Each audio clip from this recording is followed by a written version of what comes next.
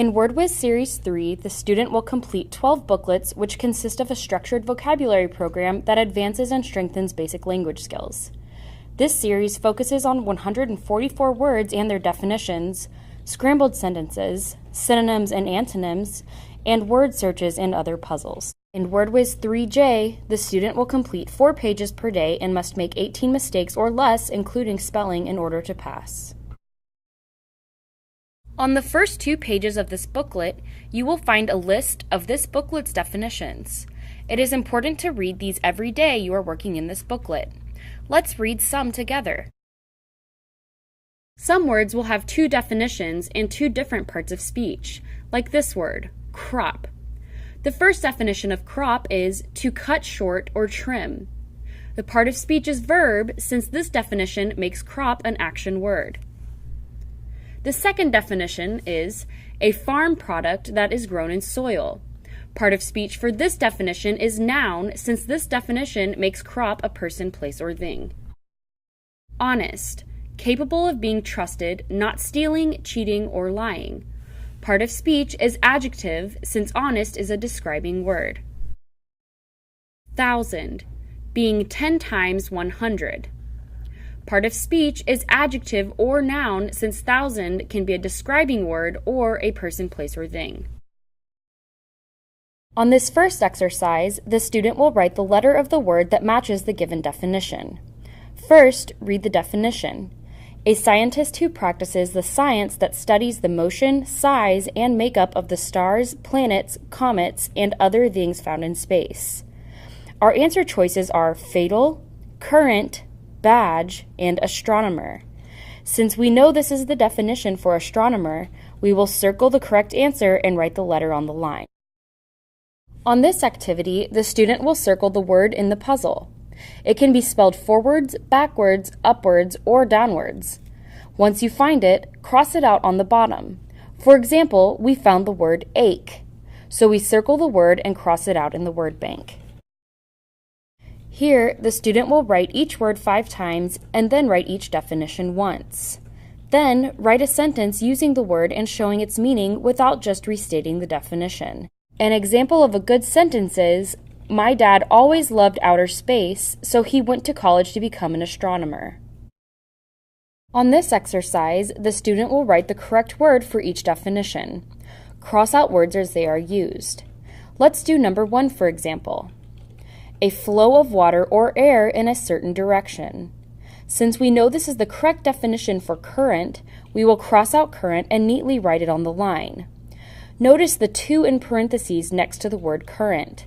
This indicates this word will be used twice. Here, the student will replace the highlighted word or words with a vocabulary word and name the part of speech. Let's do number 1 together. The passengers went into the airplane and waited for the crew to prepare for takeoff.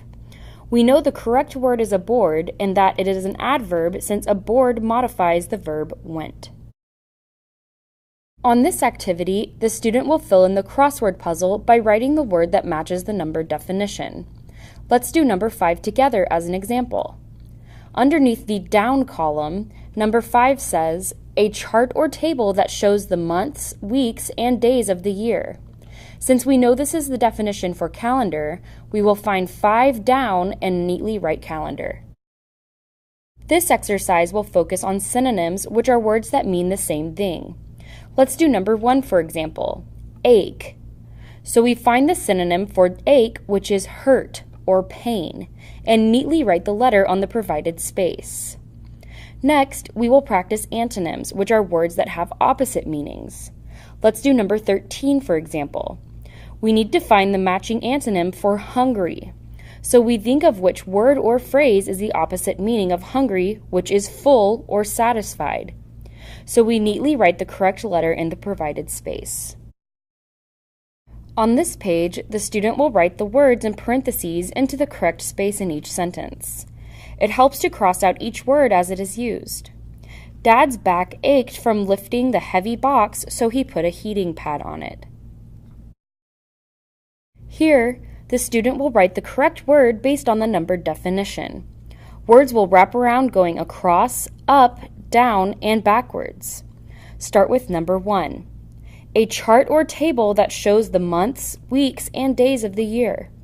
Since we know this is the definition for calendar, we will neatly write calendar where the number 1 is located on the puzzle.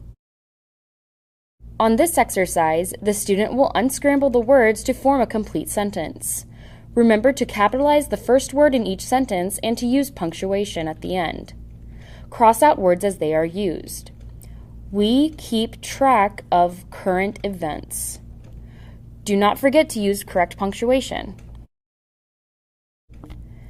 Here, the student will write the correct word in each blank. Cross out each word after it is used. Let's do number 1 together.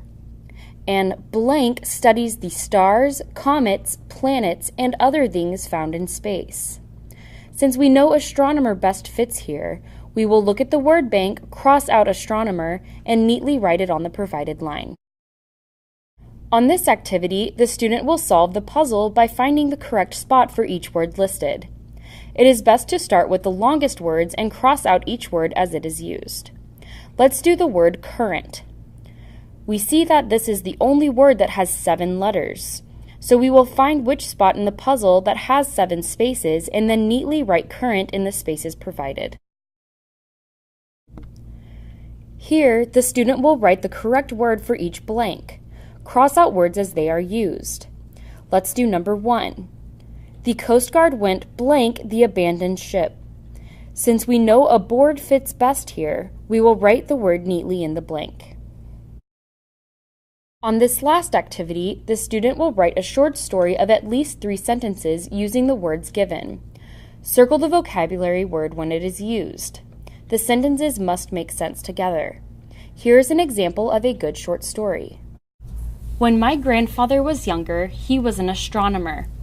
He told me a story about how he once gazed through a telescope and saw a giant crater on the moon. Grandpa Frank has many great stories to tell. For any further questions or explanations, please contact your Gideon instructor.